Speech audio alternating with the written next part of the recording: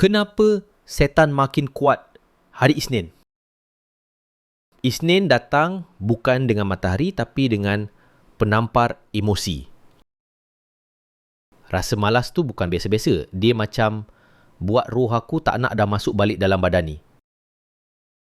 Aku pandang baju kerja tu, dia pandang aku balik. Kami dua-dua tak rela. Dah mandi, dah gosok gigi. Tapi kenapa badan aku still rasa berat macam kena sihir? Aku buka laptop kerja, otak terus buat blue screen. Bos tanya, boleh share update? Boleh tak aku nak jawab, boleh share nyawa tak bos? Aku pergi pantry cari kopi, terus kecewa sebab kopi habis.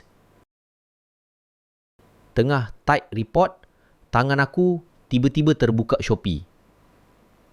Bukan aku, itu tangan setan. Lunch break, tapi hati masih rasa kosong. Nasi pun rasa pahit. Dah petang, tapi kerja tak siap-siap lagi. Otak aku dah start masuk mode shutdown. Aku tengok jam, 4:59 PM. Hati macam baru menang cabutan bertuah. Esok Selasa, tapi trauma Isnin masih lagi terasa. Tolong aku.